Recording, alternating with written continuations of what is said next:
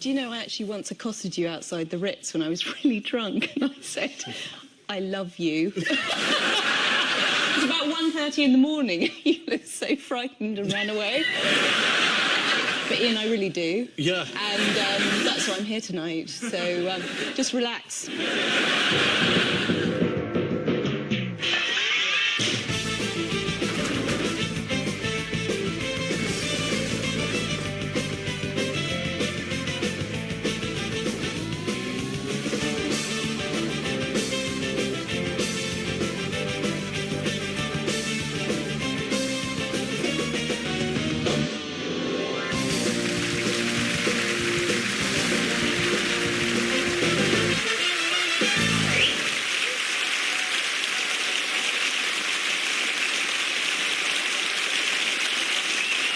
Good evening, welcome to Have I Got News For You? I'm Stephen Mangan. In the news this week, Springwatch's Chris Packham regrets not being at home when some extremely rare osprey eggs are delivered.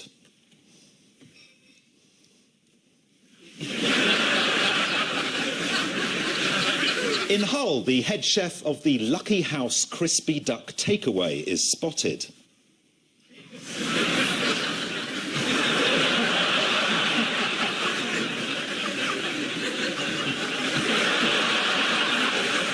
And in Westminster, Nick Robinson confronts the person who drew a penis on his notebook.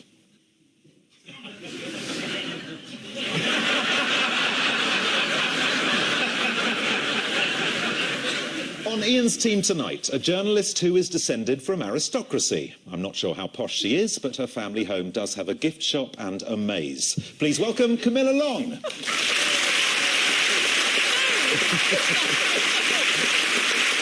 And with Paul tonight is an actor and comedian who is currently starring in a play at the National Theatre. Actually, I'm in it as well, so technically he's not starring. Please welcome Miles Jupp.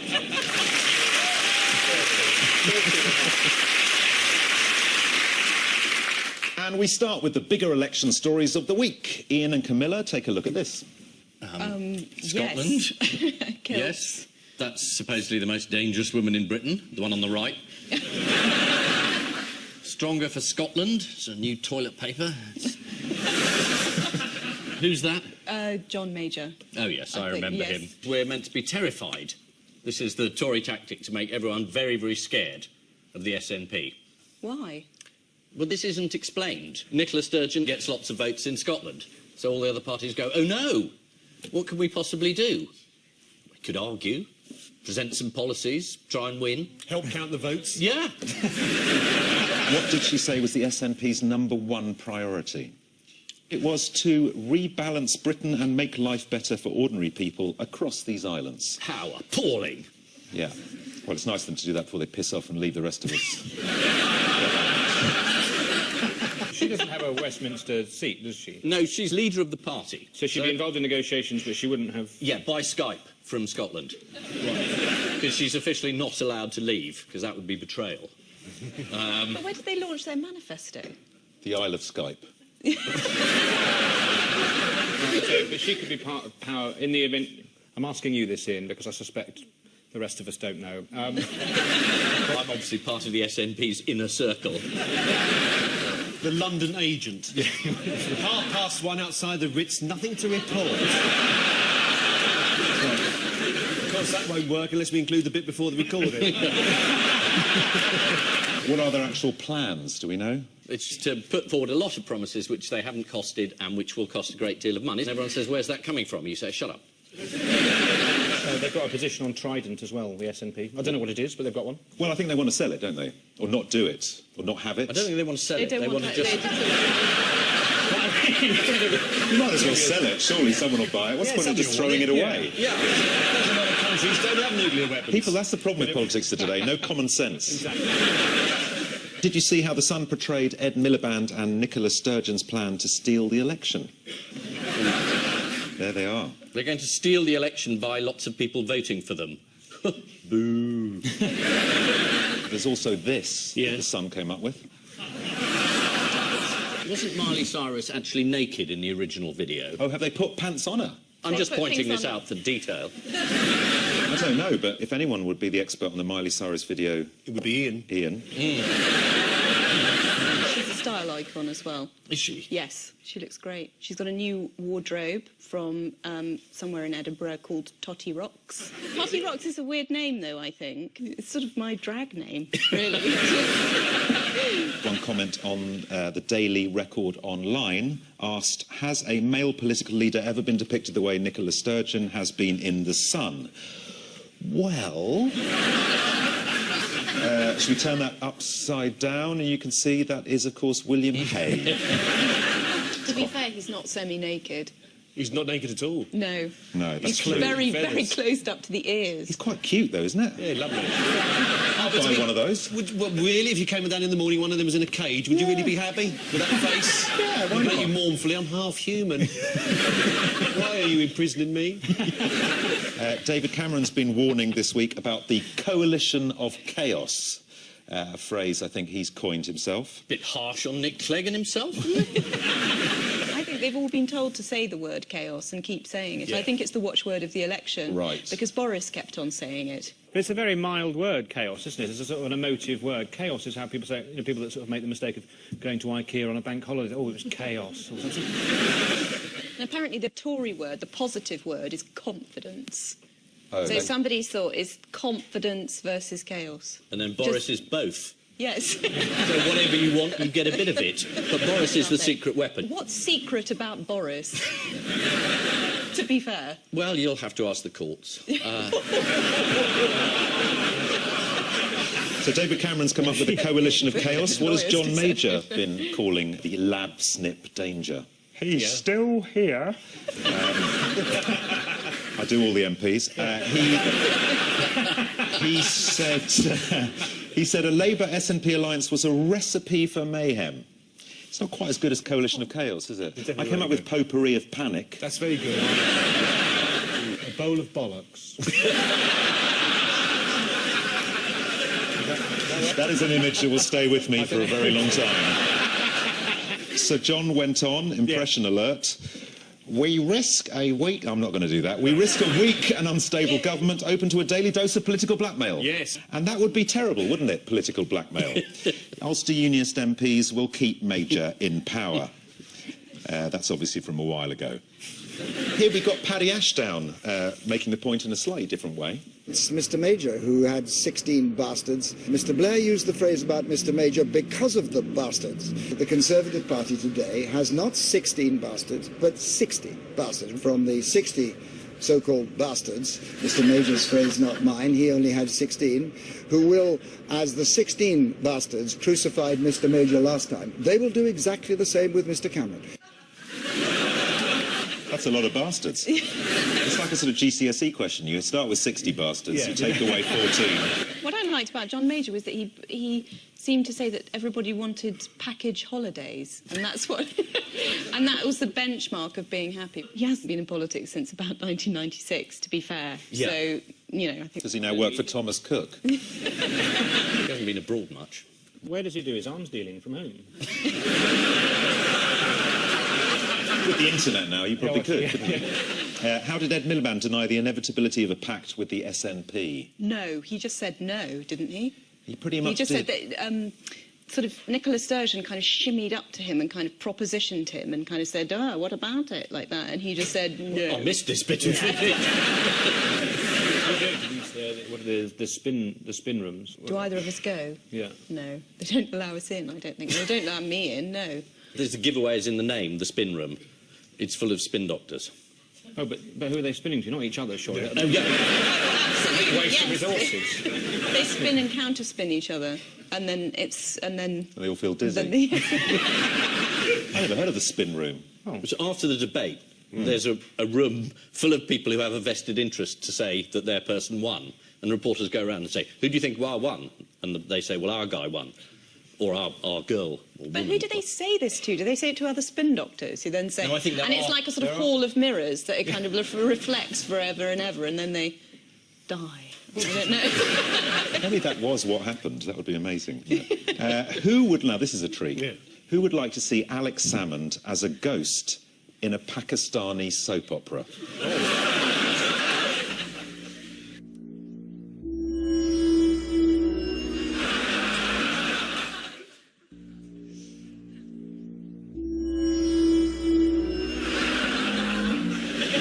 Yes, that is actually him. I think it was a friend of a friend offered him a part as a ghost in a Pakistani soap opera. This looks like this was some time ago. It was, yeah. He was working for the Royal Banquo of Scotland at the time. Oh, I'm so sorry. For Pakistani soap operas, I think that's incredible quality. What's your favourite Pakistani soap opera, Ian? That was my favourite as well. Yeah. I think it's a very fine, it's a wonderful performance. It's beautifully realised. Ian, when you were watching This Morning with Philip Schofield on Wednesday... Oh, yes. Yes, as I'm sure you did you hear David Cameron's little jibe at Alex Salmond? I did. Yes. There's a man on Good Morning who takes people's wallets. And the Prime Minister made a joke. He said, that'll be Alex Salmond. Let's hear him deliver that joke with aplomb. Thank you very much indeed. Appreciate your time. Up next, the man who can pinch your wallet, your watch and even your tie without you ever noticing. And he's here after the bang. Is that Alex Salmond? It's quite a good joke. It's the only time in the campaign I've seen Cameron come up with anything interesting. Why did someone from Hounslow get accused of pinching money this week? Because that man trader. the crash trader. Yes. Navinder Singh Sarao, a British trader facing extradition to America over claims he deliberately triggered a flash crash. He has this extraordinary lifestyle, which is so incredibly penny-pinching. He's worth something like 30 million or something like that. But he always wears a sort of tracksuit, and I think when he made one big avalanche kind of sort of had a windfall, I think all he did was go out and buy another tracksuit for £100 or something. It's from Sports Direct. Write it down, Ian. If you're looking for a new pair of tracksuit bottoms, the ones that you normally watch television and have worn out, Sports Direct. Sports Direct. Do they do grey and baggy? They'll serve anybody. They'll serve anybody. Even politics.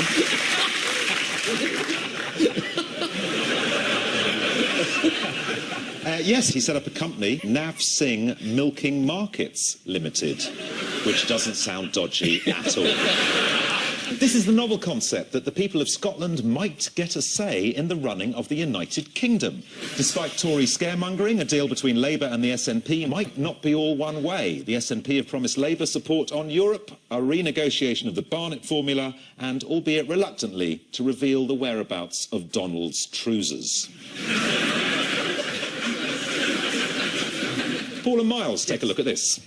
Oh, George Osborne running away from reality, and there's David Cameron. Yes, Fish and Ramsey Nesbitt. yes, and the Miliband effect on young women. That's the worst. I mean, in terms of someone's image, that's Miliband's bus. It's like a sort of 1970s rock and roll tour bus. Yeah. He invites women on. They leave screaming moments later. Who is this helping? It was a hen party that squealed excitedly on their way to having a wonderful evening that they'll never remember. I'd forget. And was it by chance, or was he an organised part of the entertainment? Was he expected to strip for an extra £5? Yes, Ed Miliband's battle bus got mobbed by a hen party in Chester. Let's have a look at it.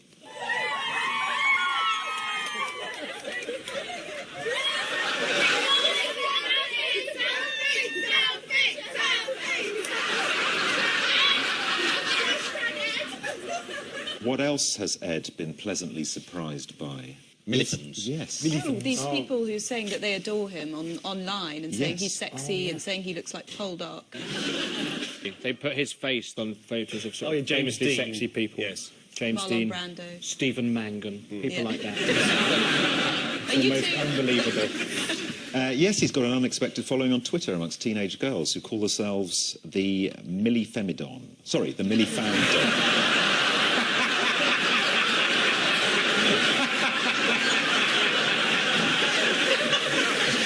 It was all started on Twitter by a student called Abby and has now got 17,000 followers. One tweeted she had an unexplainable emotional connection to Ed Miliband. I think she means inexplicable. While another simply posted pictures of him with a crown of flowers.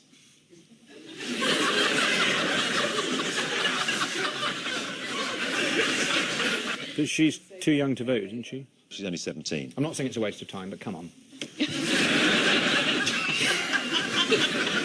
David Cameron's got a rival Twitter group. Do you know what they call themselves? The 1922 committee. They're called the Cameronettes. That's right, yes. Let's have a look at the tweet. Who said David Cameron doesn't have a fandom? Hashtag Millifandom, hashtag Conservative, hashtag Tories, hashtag Bring It On. And as you can see, it's been retweeted. Twice. In terms of appealing to the youth vote, where did Ed Miliband draw the line? Well, you wouldn't do a sort of a makeup tutorial with someone like Zoella. Oh, I really need to see a makeup tutorial with Ed Miliband now. Apparently, he refused to do a banter pose during an interview with YouTube presenters Nikki and Sammy. No, me neither. Anyway, let's have a look. Can we get a banter pose? Probably not. Oh, slap down for Nikki and Sammy. That's pretty cool. I'm really warming to him, you know. That's working for me. No. Anyone want to see Ed Miliband set to George Michael's Careless Whisper? No, I don't want to see that. On no. balance, yes. Thank you, Paul. Let's see it.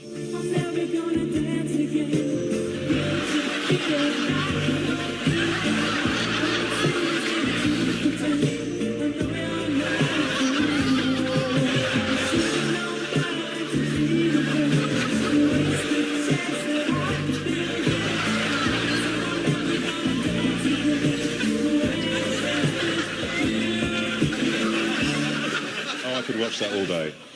It looks like he sat on a whisper. That's where they got it from. It's very, that's the work of Mikey Blagg. Thank you, Mikey Blagg. Let's catch up with Nigel Farage now. He's hoping to be elected to the constituency of South Thanet, a place that's been described as a small nodule of erupted spleen, a little bit of throbbing gristle, grubby and stuck in the past. Please drive carefully. Actually, of course, Camilla, that's how you describe the place. Yes. Isn't it? That's exactly how I described it. And UKIP said that that was... mean. elitist sneering. Is that a fair comment? No, not at all. It was the truth. Did you visit them much? I mean, I visited them, I went there more than Nigel Farage. By the time I arrived there, he'd only been there a few times. And did you feel they're going to vote for him? No, I don't think they are at all. I think he's not going to get his seat at all. I went into a casino at about 3:30 in the afternoon. There were two old ladies playing poker. And I thought, oh, they'll vote for Farage. And they hadn't heard of him at all. Well, back to this week, and Nigel Farage has been wearing a hat. And hitting back at claims that the UKIP manifesto was full of white faces. Do you know what he's been saying? He said there was one black face and one half black face. Is that right? Yes, he told Magic Radio, well, firstly, there was one fully black person. And then he went on, there was another one of our leading spokesmen who is half black, and that didn't get a mention. No, it didn't get a mention because no ordinary people speak like that. That sound can only mean one thing. It's time for a bonus election buzzer question. Hey. It's what happened next? Yes, fingers on buzzers and tell me what happened next. I'm Andrew Mitchell, and I'm the Conservative candidate for the royal town of Sutton Coldfield. Did he actually just get run over and is now dead? I'm Andrew Mitchell, and I'm the Conservative candidate for the royal town of Sutton Coldfield.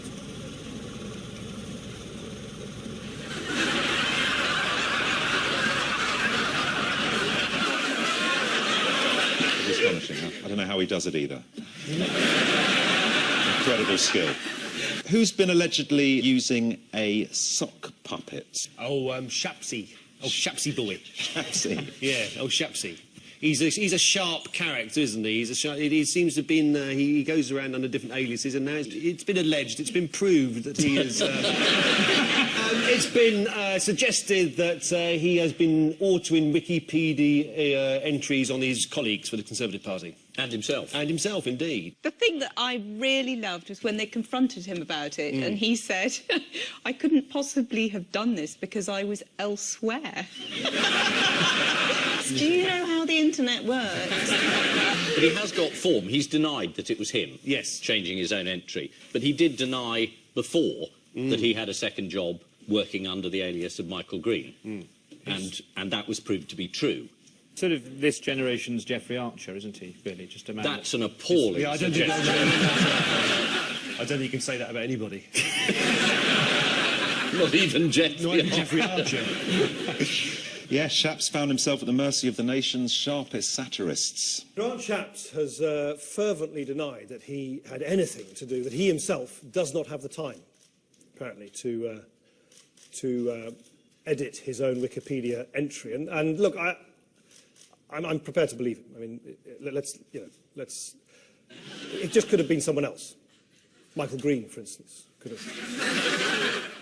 Boom, boom. Is that Trident going off in the background? That noise means it's time for another bonus buzzer election round. This one is called What's Wrong with This Leaflet? Right. Fingers on buzzers, it is a quick fire round. Yeah. What's wrong with this leaflet? Miles. We're working under a cloak of anonymity. Yes, vote name, surname. Wouldn't it be great if that was actually somebody's name? Yeah. Greatest name ever. On a slight variation on the theme, can anyone spot what's wrong with this specially made sign? Yes. It's got more R's than are strictly necessary. Yes, they had a problem with the R's. Boris told The Guardian, "I am encouraged by the feeling on the street. He is insatiable." What's wrong with this leaflet? Yes, Miles? It's very tempting to crop it. Well, it's not just... That's the right answer. It's not just tempting. When you fold it in half to post it through a letterbox...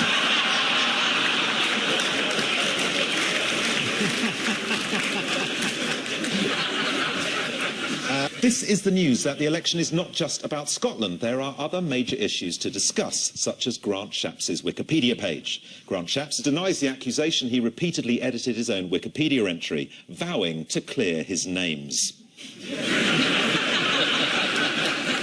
Also this week, Boris Johnson referred to the prospect of standing for Tory leadership as being dim and distant, which are also his nicknames for Cameron and Osborne. So at the end of that round, 2 points each.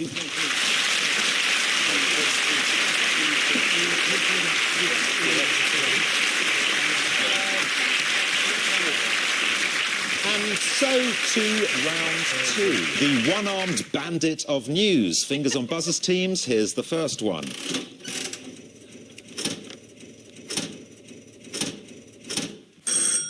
Ian. This is a tortoise. This is his owner. Yes. She left the gate open and he ran away and she was distraught for ages and then someone found the tortoise and it's got her name on it there, slightly faded, Stokes or something. I'm still struggling as to how this has made the news. Woman finds tortoise that was previously missing. God unavailable for comment. The person who found it, incredibly nicely, rang up everyone with the name on the tortoise, locally, found the... This is a nice, heartwarming story. Absolutely.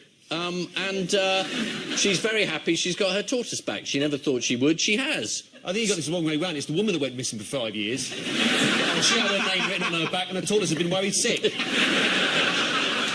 It's a really first-rate story. I just wish I'd run it. Yes, this is absolutely true. It's Toby the tortoise from Dover, who has been reunited with his owner, Wendy Stokes, after a year on the run. This is where the story gets ready. He managed to make it to Rio de Janeiro. A pair of dark glasses and a fake passport. So how far did he get to? Well, he got 400 yards from the front gate. 400 yards! Right, this is just the beginning. He got 400 yards from the front gate, and some helpful soul picked him up and drove him to Margate. 22 miles away. But Toby's 109, so he was one of the younger residents in Margate. Yes, he was gone for a year. When the tortoise was in Margate, was he relentlessly interviewed by Camilla, desperate to find somebody with an opinion on something in Margate? I'm a migrant to the area, but you wouldn't believe my story. It's all written on the back if you want to check it out. On the subject of misplaced pets... Yes. What did postman Chris Kitchen of Driffield, Yorkshire, take unexpected delivery of this week? An ostrich. No, it's Humphrey the cockerel, actually, who appeared in the postman's back garden along with the following note. Thanks again for looking after Humphrey. We've left him in the garden as discussed. He will need 1 cup of feed per day and water. I think we've covered everything else last week. We arrive home on the 24th, so we'll come and pick Humphrey up that afternoon. Any problems, just give us a call. Thanks again, Andy and Sarah. Only problem being, Chris didn't have a clue who Andy and Sarah were. He told the local paper he was just baffled, but that Humphrey was delicious. So, Stephen, how did you get into the role of Postman Pat? Well, I sort of stood in front of a microphone and read it, really, because it was an animated... I mean, I was going to say lots of episodes. I watched 1 episode of Postman Patch on the... Patch? Postman Patch. That's where my mistake was. I watched Postman Patch. No, I'm a big fan. I've got 2 young boys, so Postman Pat is a firm favourite in our house. So are you doing a new version of it? We did the movie. It was out last year. I can't believe you didn't see it. Sorry, Fucking hell. missed it You again. work your arse off thinking Ian Hislop's going to love this. Toby the tortoise was missing for 11 months. When asked what happened, he said, "I don't know, it all happened so fast." According to the Daily Mail, the tortoise was picked up by a driver on a nearby road and driven 22 miles away, leaving a scandalised hare to shout, "Oi, that's cheating."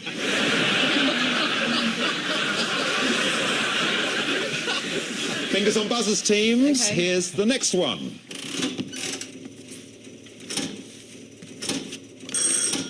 This is Poldark, and he can't scythe properly. Can't he? Apparently he's doing it all wrong. His scythe is blunt. Yes. He's doing Should be it... triple action. He Get should be... 3 blades.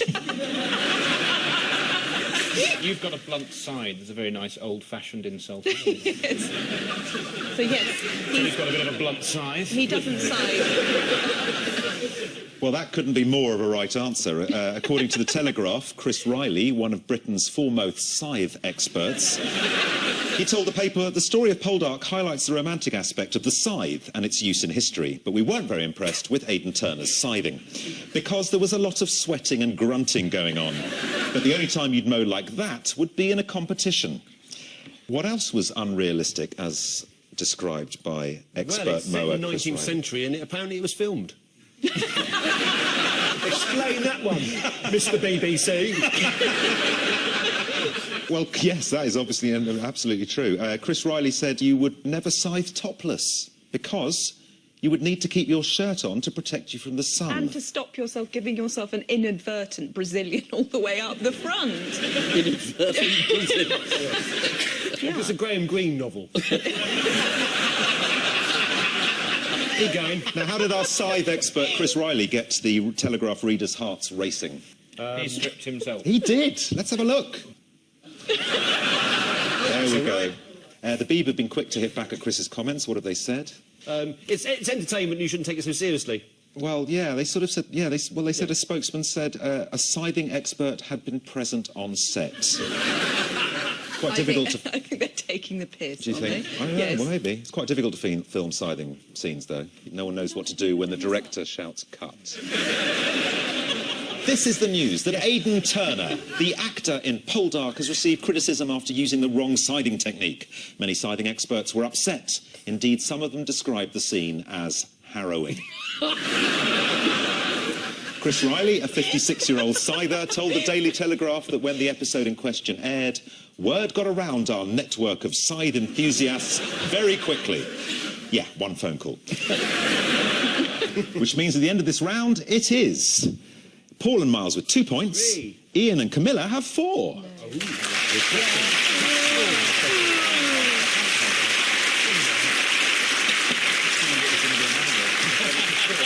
Time now for the odd one out round. Just one between you this week. Your 4 are a bit of the universe, a creamy chicken bake from Tesco, 72 safety deposit boxes, and Ivica Jerkovic's wallet. One of them's to do with the jewellery heist, isn't it? Which one would that be? Well, the other 3 objects were found in the safety security boxes: the Tesco pie, the wallet, and the universe. I think it's about things disappearing, isn't it? Jewels have gone from the jewel place, and... The creamy chicken's gone from Tesco's. Yes. I think these are things that have all been found in the back of minicabs. the wallet, the safety deposit box, and the minicab driver who got lost on his way to Streatham and ended up in Alpha Centauri. They've lost a bit of the universe. Scientists don't know where it is. Yeah, and so the wallet's the odd one out. That's what you're saying. It's been found. Absolutely, well done. The wallet is the odd one out, is the correct answer. Ah, yes. I answered that for him. Yes. Why would I answer that for him? Yes, they have all been found empty this week, apart from Eva Jerkovic's wallet, which was returned with nearly double the amount of money inside. Oh. Any idea how long he had to wait to get his wallet back? 4 years, a tortoise next door had nicked it. 14 years to get his wallet back. We've lost a bit of the universe this week. Astronomers have discovered a curious empty section of space, which is missing around 10,000 galaxies. Let's have a look at this empty bit of space. It's more interesting than I thought it would be. It's called a... It's called a supervoid, apparently. Scientists in Hawaii have revealed that the size of the void, simply put, is too big to exist. What is surprising scientists about this supervoid? It shouldn't be there. Yes. It's surprisingly cool, is the answer. Supervoids are not entirely empty, they are underdense, but this does not explain the cold spot which we're still in the dark about, said Carlos Frenk, professor of not really meaning anything at the University of Too Early to Say. I like the idea of underdense. That would be good on school reports.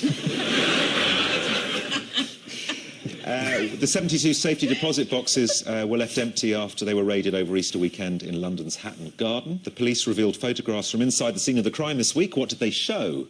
Oh, they showed this amazing tunnel that had been dug out by the people who were involved. But the odd thing was, I read somewhere that everybody was confused because apparently one of the men would be too large to fit in it.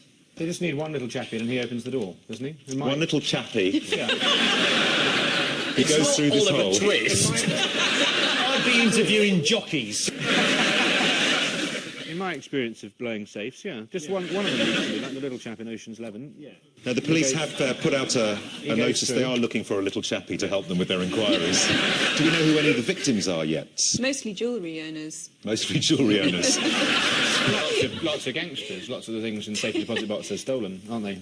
Just because you know, you're not allowed to go and look in safety deposit boxes, so anything you steal, Stephen, you can put in a safety deposit box. It could be a material thing, it could be a concept, somebody else's idea, you put it away in there. Could be the best dressing room. Yeah. Yes, it's true. It's been reported victims include the Addams family. Not that Addams family. The Addams family that are Britain's most notorious crime family. You wouldn't want them after you, you'd rather the police after you, the Addams family, wouldn't you? But I'm sure they're lovely people.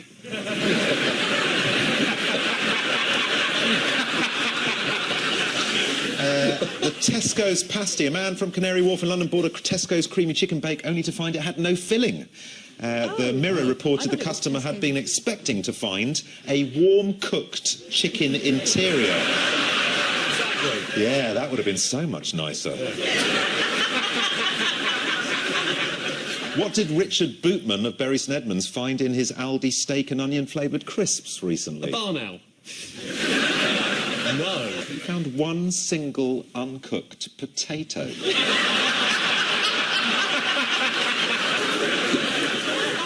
They have all been found empty apart from Ivica Jerkovic's wallet, which was returned this week after 14 years with nearly double the amount of money inside. This week, a man bought an empty creamy chicken bake from Tesco. Overwhelmed with embarrassment and remorse, Tesco offered the shopper compensation in the form of a £1 money card. Not even an actual pound, but a card you have to spend in their shitty shop.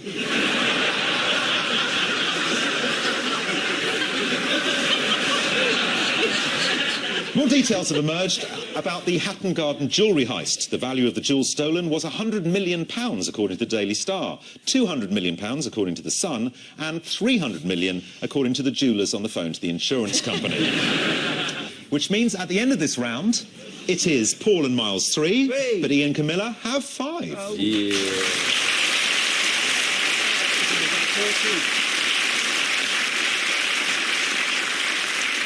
Time now for the Missing Words round, which this week features as its guest publication, The Barometer magazine. Ah, yes. I'm now supposed to make a joke about barometers. Ooh, the pressure.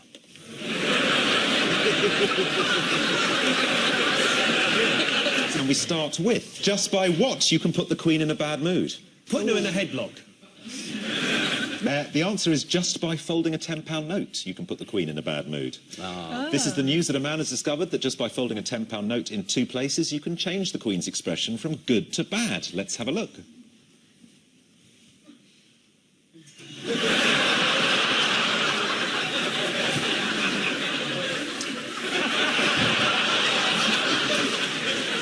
Next, it took weeks to find what for the smallest what in the world? It took weeks to find a buyer for the smallest barometer in the world. Is half right. Oh. The answer is it took weeks to find a hair thin enough for the smallest barometer in the world. Oh. This is from the Barometer magazine. The barometer collector was called Phil Collins. He doesn't need a barometer. Surely he can just feel it coming in the air tonight.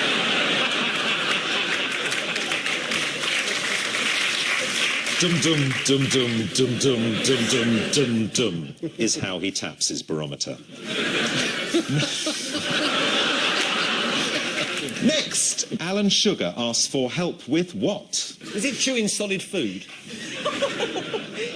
Basic grammar. Wiping, Wiping? Like hard drives? for instance. Barometers. Barometers is not the right answer. Alan Sugar asked for help with naming new book. This week, Alan Sugar was ridiculed on the internet for asking his Twitter followers to name his new book. Here's an idea, Lord Sugar. Save a bit of time and just call it Reduced to 99p. What do you think his nickname was at school? Sweetie? 2 lumps? Next, the most frequently asked question about barometers is what? Can I get a Rexall one? How would you like one of these in your hallway?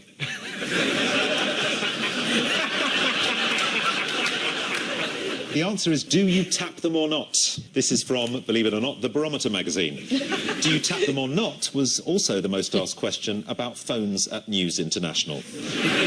The answer, a big fat yes. Next, dog causes traffic delays by what on Scottish motorway? He drives a tractor. Is the right answer. Yeah. Motorists on the M74 were caught in a rush-hour tailback this week after a sheepdog took a tractor on the motorway. Also this week, a video surfaced of a dog who hates to eat his dinner on his own. Let's take a look.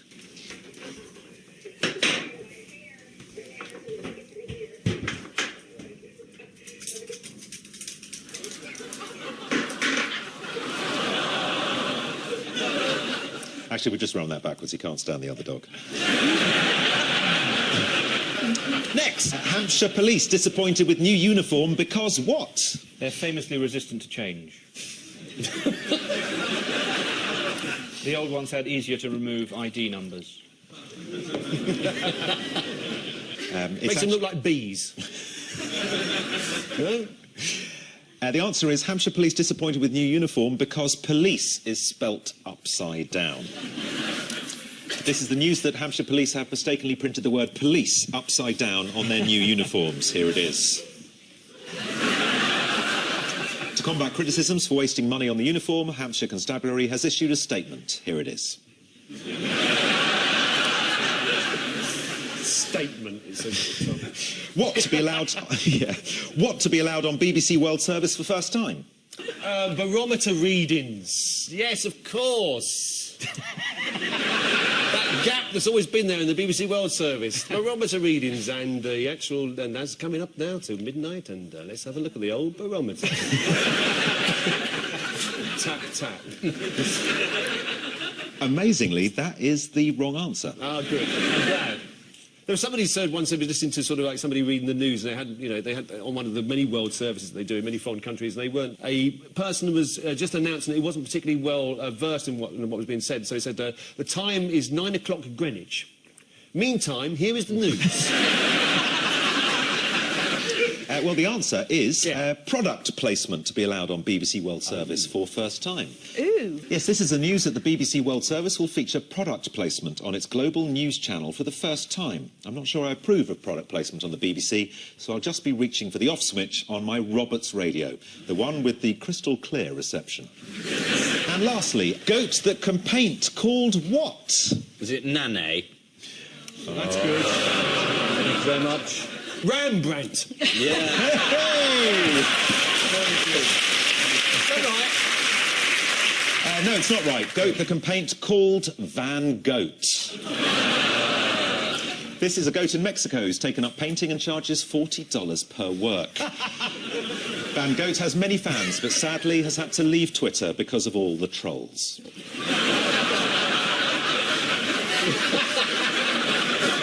So the final scores are... Paul and Miles have 5, but this week's winner, Ian and Camilla, with 6.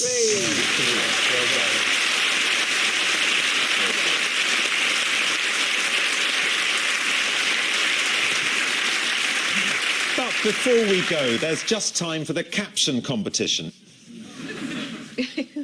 Jack Nicholson revealed to be the actor most cats want to be. Grant Shapps goes incognito.